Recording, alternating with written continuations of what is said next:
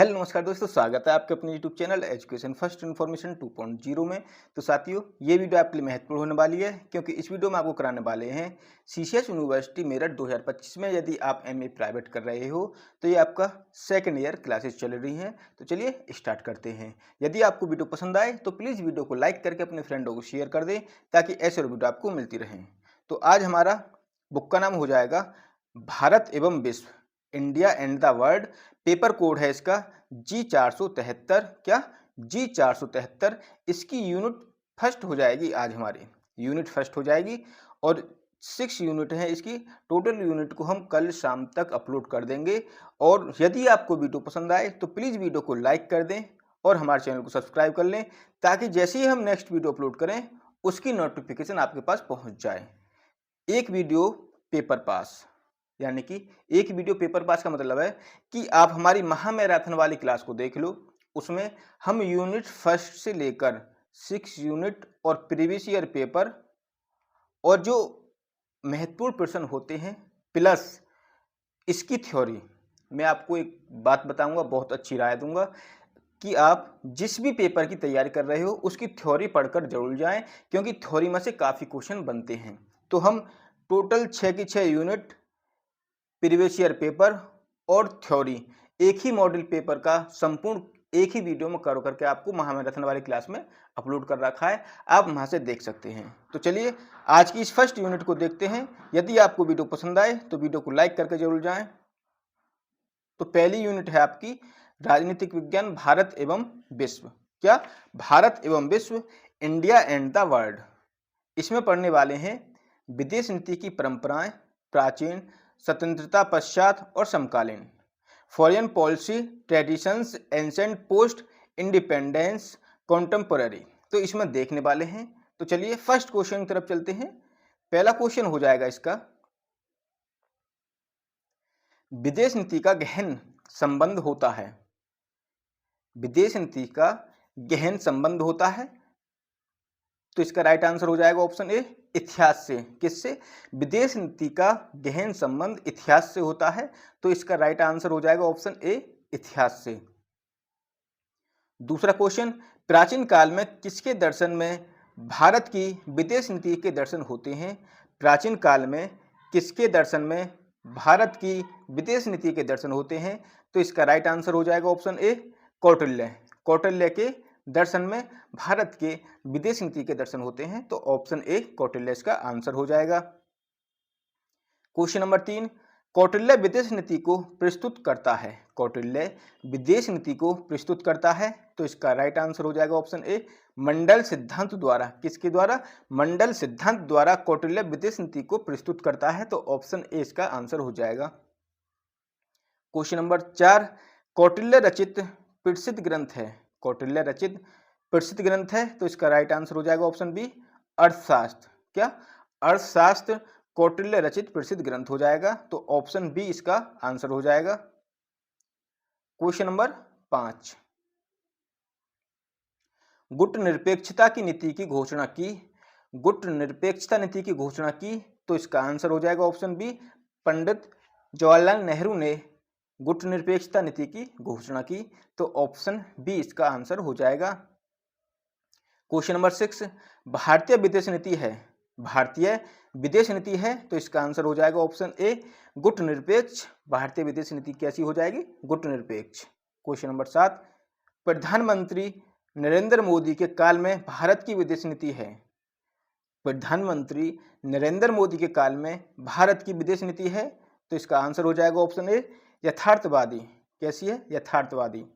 Question number 8, Bharat ने surgical strike कहाँ की थी? भारत ने सर्जिकल स्ट्राइक कहाँ की थी? तो इसका राइट आंसर हो जाएगा ऑप्शन ए, पीओके में। कहाँ? पीओके में भारत ने सर्जिकल स्ट्राइक की। क्वेश्चन नंबर 9,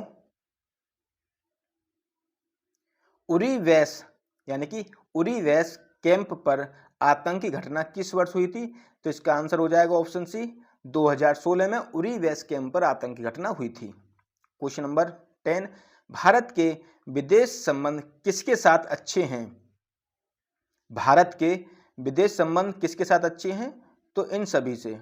ऑप्शन डी इसका राइट आंसर हो जाएगा। इन सभी से कौन कौन से हैं?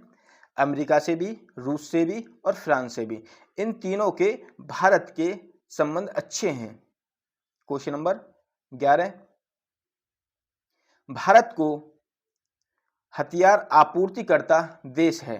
भारत को हथियार आपूर्तिकर्ता देश है, तो इसका राइट आंसर हो जाएगा ऑप्शन डी। ये सभी कौन कौन से? फ्रांस, रूस, इजराइल। कौन कौन से हैं? फ्रांस, रूस, इजराइल, ये सभी भारत को हथियार आपूर्तिकर्ता देश है। तो ऑप्शन डी इसका राइट आंसर हो जाएगा। क्वेश्चन नंबर 12, राष्ट्रीय हितों को पूरा करता है। राष्ट्रीय हितों को पूरा करता है, तो इसका राइट आंसर हो जाएगा ऑप्शन ए, रणनीति संस्कृति। क्या? रणनीति संस्कृति राष्ट्रीय हितों को पूरा करता है, तो ऑप्शन ए इसका आंसर हो जाएगा। क्वेश्चन नंबर 13, इंटरनेशनल पॉलिटिक्स पुस्तक के लेखक कौन हैं?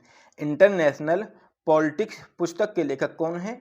तो इसका आंसर हो जाएगा ऑप्शन बी, प्रोफेसर शूमा। कौन? प्रोफेसर शूमा इंटरनेशनल पॉलिटिक्स पुस्तक के लेखक हो जाएंगे, तो ऑप्शन बी इसका आंसर हो जाएगा। क्वेश्चन नंबर 14, दुनिया का सबसे बड़ा लोकतंत्र है। दुनिया का सबसे बड़ा लोकतंत्र है, तो इसका आंसर हो जाएगा option B, option D, Bharat दुनिया का सबसे बड़ा लोकतंत्र है। कौन सा देश है वो? भारत। क्वेश्चन नंबर 15, गुटनिरपेक्ष आंदोलन का संस्थापक सदस्य है। गुटनिरपेक्ष आंदोलन का संस्थापक सदस्य है, तो इसका राइट आंसर हो जाएगा ऑप्शन ए, भारत। क्वेश्चन नंबर 16, 26/11 की घटना किस स्थान पर हुई? 26/11 की घटना किस स्थान पर हुई? तो बंबई में 26/11 की घटना हुई। क्वेश्चन नंबर 17, अमेरिका व रूस के साथ अच्छे संबंध बनाने का कार्य क्या? अमेरिका व रूस के साथ अच्छे संबंध बनाने का कार्य किया, तो इसका राइट आंसर हो जाएगा ऑप्शन ए, नरेंद्र मोदी ने अमेरिका व रूस के साथ अच्छे संबंध बनाने का कार्य किया है, तो ऑप्शन ए इसका राइट आंसर हो जाएगा। क्वेश्चन नंबर 18, प्राचीन काल में भारत की विदेश नीति के संबंध में निम्नलिखित में से कौन सा कथन सही नहीं है? तो जब किसी भी क्वेश्चन में आपको सही नहीं देखने को मिल जाए, तो आप उसके पहले उसके नीचे अंडरलाइन कर दें, ताकि हमारा क्वेश्चन गलत नहीं हो। तो इसका आंसर हो जाएगा ऑप्शन ए, भारत की विदेश नीति का विकास डचों के शासनकाल में हुआ है, तो यह गलत है। बाकी के ये सभी जो स्टेटमेंट हैं ये ठीक है। कौन कौन से? भारत की विदेश नीति का विकास ईस्ट इंडिया कंपनी के शासनकाल में हुआ, ये ठीक है। प्राचीन काल से ही भारतीय विदेश नीति में शांतिपूर्ण सह अस्तित्व और अहिंसा के तत्व विद्यमान थे। इसमें कौटिल्य के मंडल सिद्धांत का भी योगदान है। तो इसका जो सही नहीं स्टेटमेंट है यह हो जाएगा आपका ऑप्शन ए, भारत की विदेश नीति का संबंध यानी भारत की विदेश नीति का विकास डचों के शासनकाल में हुआ, यह आपका गलत है। क्वेश्चन नंबर 19 की तरफ चलते हैं। भारतीय विदेश नीति में स्वतंत्रता आंदोलन का योगदान है, तो इसका आंसर हो जाएगा ऑप्शन बी, स्वतंत्रता आंदोलन ने भारतीय विदेश नीति को समग्र व तटस्थ बनाने में योगदान दिया, तो ऑप्शन बी इसका राइट आंसर हो जाएगा। क्वेश्चन नंबर 20, निम्नलिखित में से कौन भारतीय विदेश नीति का प्रमुख निर्धारक है? निम्नलिखित में से भारतीय विदेश नीति का प्रमुख निर्धारक है, तो इसका राइट आंसर हो जाएगा ऑप्शन बी, गुटनिरपेक्षता। क्या? गुटनिरपेक्षता इसका राइट आंसर हो जाएगा। क्वेश्चन नंबर 21, स्वतंत्रता प्राप्ति के समय भारत की विदेश नीति के सम्मुख कौन सी चुनौती थी? स्वतंत्रता प्राप्ति के समय भारत की विदेश नीति के सम्मुख कौन सी चुनौती थी? तो इसका राइट आंसर हो जाएगा ऑप्शन डी, उपयुक्त सभी। कौन कौन सी? प्रतिद्वंदी वैचारिक गुटों की चुनौती, पूंजीवाद द्वारा उभरे संघर्ष की चुनौती, साम्यवाद द्वारा उभरे संघर्ष की चुनौती, तो ऑप्शन डी इसका राइट आंसर हो जाएगा ऑप्शन डी, उपयुक्त सभी। क्वेश्चन नंबर 22, यदि साथियों आपको वीडियो पसंद आए तो प्लीज वीडियो को लाइक कर दें एक बार। समकालीन विदेश नीति के संबंध में निम्नलिखित में से कौन सा कथन सही नहीं है?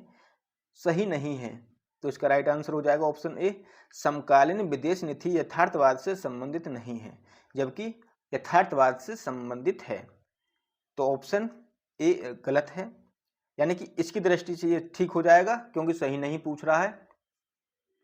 बाकी ये स्टेटमेंट ये भी ठीक है, सही पूछ ले तो, जैसे समकालीन विदेश नीति सभी देशों के साथ अच्छे संबंध को प्रोत्साहित करती है, बी।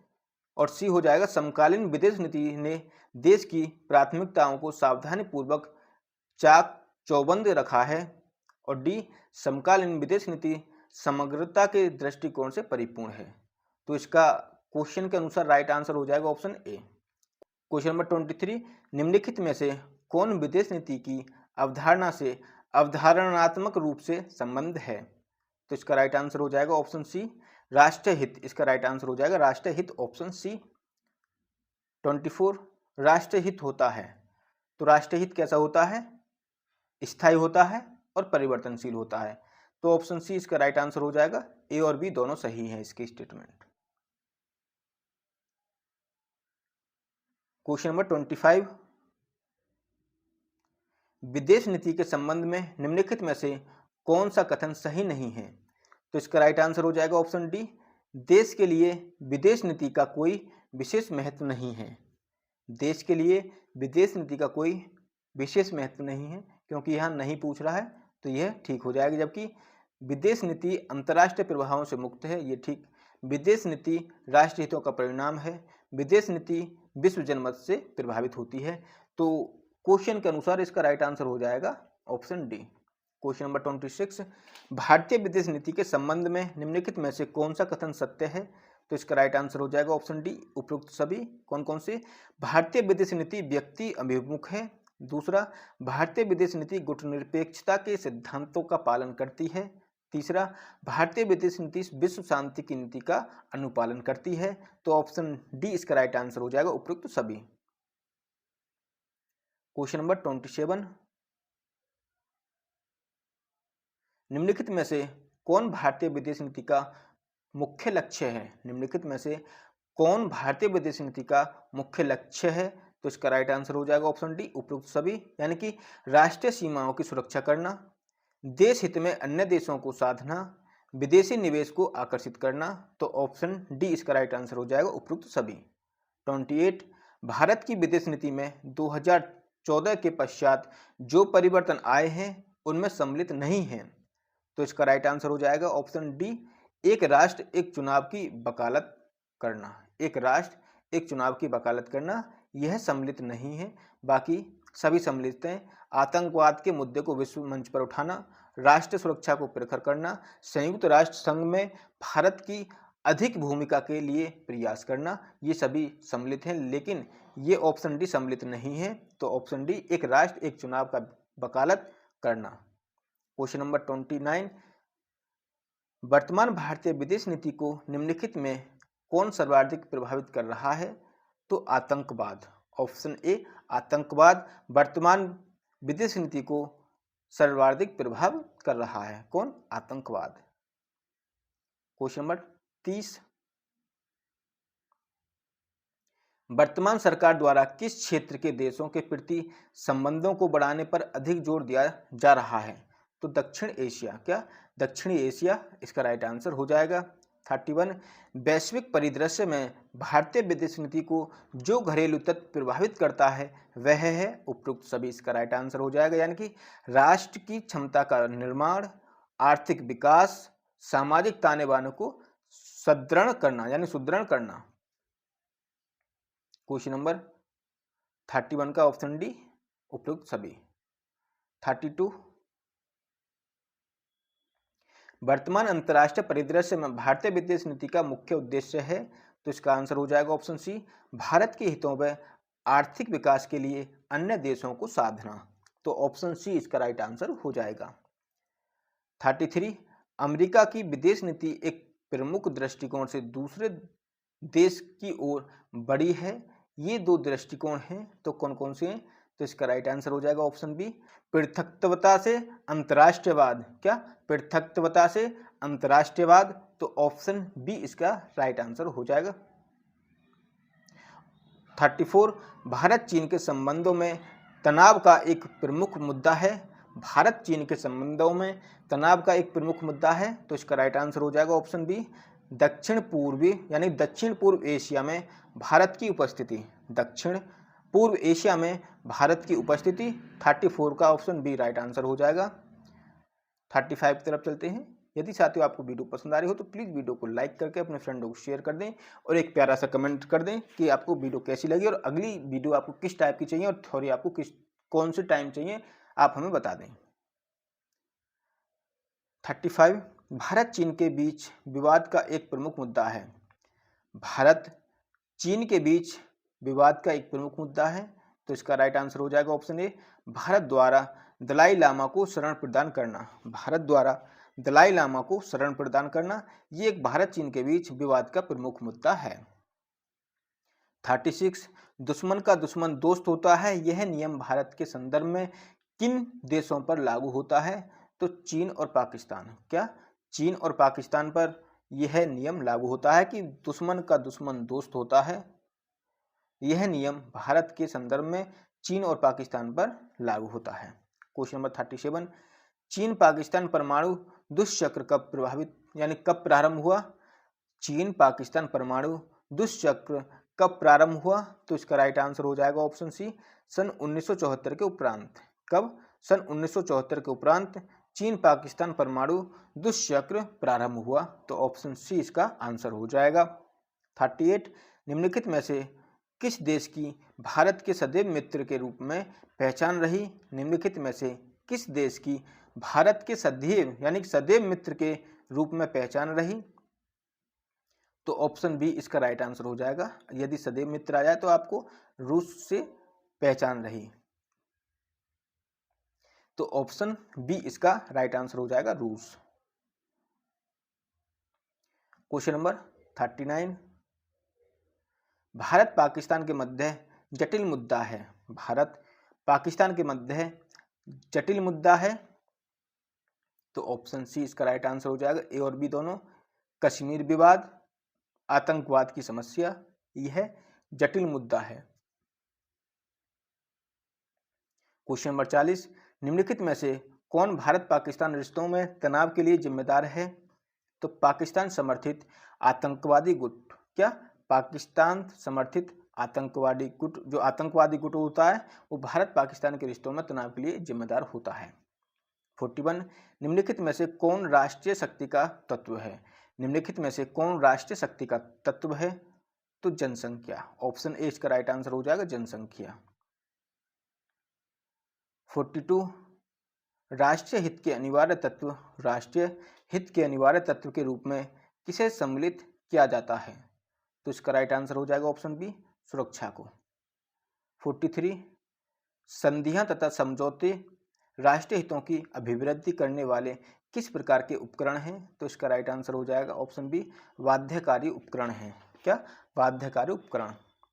44 शीत युद्ध में कौन सी स्थिति पाई जाती है? तो शीत युद्ध में तनाव की स्थिति पाई जाती है, तो ऑप्शन सी इसका राइट आंसर हो जाएगा, तनाव। 45 निम्नलिखित में से आधुनिक राज्य व्यवस्था का सर्वाधिक महत्व तत्व कौन सा है? तो इसका राइट आंसर हो जाएगा ऑप्शन बी, राष्ट्रीय हित। क्या? ऑप्शन बी, राष्ट्रीय हित इसका राइट आंसर हो जाएगा। 46 भारत सरकार द्वारा राष्ट्रीय सुरक्षा परिषद का गठन कब किया गया?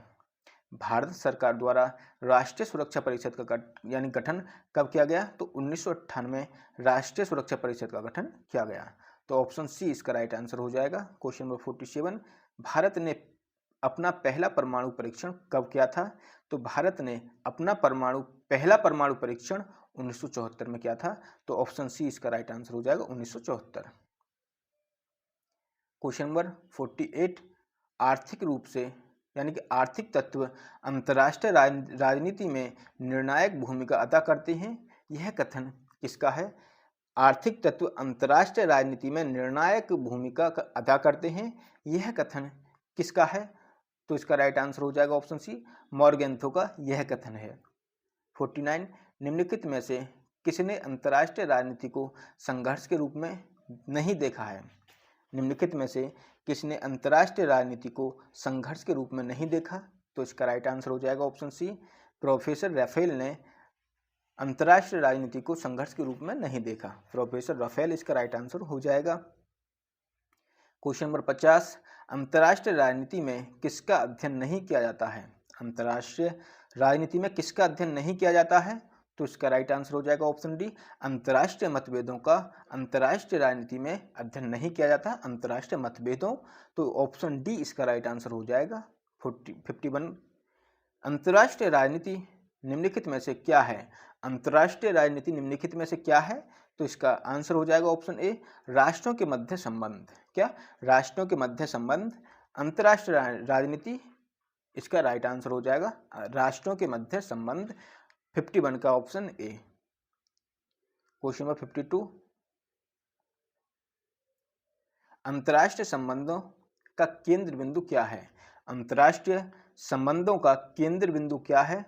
तो इसका राइट आंसर हो जाएगा ऑप्शन बी, राष्ट्रीय हित अंतर्राष्ट्रीय संबंधों का केंद्र बिंदु, ऑप्शन बी इसका आंसर हो जाएगा। 53, अंतर्राष्ट्रीय संबंधों की तुलना में अंतर्राष्ट्रीय राजनीति का क्षेत्र है, तो इसका राइट आंसर हो जाएगा संकुचित। कैसा है? संकुचित। 54, हाल ही में भारत ने राफेल लड़ाकू विमान किस देश से प्राप्त किया? हाल ही में भारत ने राफेल लड़ाकू विमान जो था वो किस देश से प्राप्त किया? तो इसका राइट आंसर हो जाएगा ऑप्शन सी, फ्रांस से प्राप्त किया। क्वेश्चन नंबर 55 की तरफ चलते हैं। निम्नलिखित में से कौन सी, यानी निम्नलिखित में से कौन सा विदेश नीति का निर्धारक तत्व है? तो इसका राइट आंसर हो जाएगा ऑप्शन डी, ये सभी, यानी कि राष्ट्रीय हित, भौगोलिक परिस्थिति, प्राकृतिक संसाधन। तो ऑप्शन डी इसका राइट आंसर हो जाएगा ये सभी। 56, भारत की स्थलीय सीमा कितने देशों के साथ साझा होती है? तो भारतीय स्थलीय सीमा 7 देशों के साथ अपना जो स्थिति है वो साझा करती है। स्थलीय सीमा 7 देशों के साथ, जो हम थ्योरी वाली क्लास कराएंगे उसमें कराएंगे कि आपको कौन कौन सी ये 7 देश हैं। ठीक है, तो थ्योरी में भी आपको बहुत ही महत्वपूर्ण पॉइंट बताएंगे। क्वेश्चन नंबर 57, स्वतंत्रता के पश्चात भारत की विदेश नीति डैश के निर्देशन में संचालित की गई? तो स्वतंत्रता के पश्चात भारत की विदेश नीति पंडित जवाहरलाल नेहरू के निर्देशन में संचालित की गई। तो 57 का ऑप्शन ए राइट आंसर हो जाएगा। 58, भारतीय संविधान का कौन सा अनुच्छेद अंतर्राष्ट्रीय शांति एवं सुरक्षा वृद्धि के संबंधित सिद्धांतों का उल्लेख करता है? तो इसका राइट आंसर हो जाएगा ऑप्शन डी, अनुच्छेद 51, यानी कि आर्टिकल 51 इसका राइट आंसर हो जाएगा। 59, भारत, यानी कि प्राचीन भारत में भारत एवं ग्रीक के राज्यों के संबंधों का विस्तृत विवरण प्रस्तुत करने वाली मेगास्थनीज द्वारा लिखित पुस्तक का नाम क्या था? तो इसका राइट आंसर हो जाएगा ऑप्शन सी, इंडिका। कौन सी थी? वो इंडिका पुस्तक थी। तो ऑप्शन सी इसका राइट आंसर हो जाएगा, इंडिका। क्वेश्चन नंबर 60, चाणक्य के अनुसार निम्नलिखित में से यानी कि चाणक्य के अनुसार निम्नलिखित में से क्या विरोधी पक्ष को काबू करने की युक्ति नहीं है? तो इसका राइट आंसर हो जाएगा ऑप्शन सी, मान। क्या? मान जो है वो विरोधी पक्ष को काबू करने की युक्ति नहीं है। तो ये नहीं पूछ रहा है, इसको आप एक बार अवश्य देख लें, नहीं है। तो मान इसका राइट आंसर हो जाएगा। 61, अंतर्राष्ट्रीय संबंधों के अंतर्राष्ट्रीय संबंधों के सिद्धांत का वर्णन करते हुए कौटिल्य ने राजमंडल शब्द का प्रयोग किस अर्थ में किया? तो इसका राइट आंसर हो जाएगा ऑप्शन बी, राज्यों का घेरा। क्या? राज्यों का घेरा इसका राइट आंसर हो जाएगा। 62, किस राज्य की सीमा सबसे लंबी है? तो पश्चिम बंगाल की जो राज्य है उसकी सीमा सबसे लंबी है। तो ऑप्शन सी इसका राइट आंसर हो जाएगा। क्वेश्चन नंबर 63, इंडिका यानी इंडिया एंड आसियान 2000 के लेखक हैं, सॉरी, इंडिया एंड आसियान 63 देख लो कि इंडिया एंड आसियान 2000 के लेखक हैं के.एस. नाथन। क्या? KS. Nathan. India and ASEAN 2000 के लेखक के.एस. नाथन हैं। तो ऑप्शन बी इसका राइट आंसर हो जाएगा। 64, किस देश का यह निर्णय है कि वह किसी अन्य देश के साथ कोई भी संबंध नहीं रखेगा भी विदेश नीति है? यह किसका कथन है? क्वेश्चन को एक बार देख लो कि किसी देश का यह निर्णय है, यानी किस देश का यह निर्णय है कि वह किसी अन्य देश के साथ कोई भी संबंध नहीं रखेगा भी विदेश नीति है, यह किसका कथन है? तो इसका राइट आंसर हो जाएगा ऑप्शन सी, फेलिक्स गॉस का यह कथन है किसका? Felix Gross. Question number 65, the domestic roots of India's foreign policy 1947 से 1972 के लेखक हैं। तो इसका राइट आंसर हो जाएगा ऑप्शन ए अप्पादुरई। क्या? ए अप्पादुरई इसका राइट आंसर हो जाएगा। 66, अस्थिरता का सिद्धांत किसने दिया? तो John faster Dulles. John faster Dulles ने अस्थिरता का सिद्धांत का दिया। किसने? John faster Dulles. Question number 67, India the critical years 1971 के लेखक हैं। इंडिया द क्रिटिकल ईयर्स 1971 के लेखक हैं कुलदीप नैयर। कौन? कुलदीप नैयर इसका राइट आंसर हो जाएगा। 68, the making of foreign policy an analysis of decision making के लेखक हैं। तो इसका राइट आंसर हो जाएगा option A Joseph Frankel. Joseph Frankel इसका राइट आंसर हो जाएगा। तो इस यूनिट के केवल 68 क्वेश्चन थे। यदि साथियों आपको वीडियो पसंद आई हो तो प्लीज़ वीडियो को लाइक करके अपने फ्रेंडों को शेयर कर दें। और इस वीडियो को यदि आप 3 से 5 बार देख लेते हो तो आपको यह वीडियो के क्वेश्चन संपूर्ण समझ में आ जाएंगे। और दूसरी बात, इसकी थ्योरी भी हम कराएंगे, ठीक। और आगे नेक्स्ट यूनिट है हमारी सेकंड, भारतीय विदेश नीति निर्धारक सिद्धांत एवं उद्देश्य। तो चलिए यहीं तक। यदि आपको वीडियो पसंद आई हो तो प्लीज़ वीडियो को लाइक करके अपने फ्रेंडों को शेयर कर दें ताकि ऐसे वीडियो आपको मिलती रहें। तो जय हिंद साथियों, वीडियो को लाइक कर जरूर जाएं।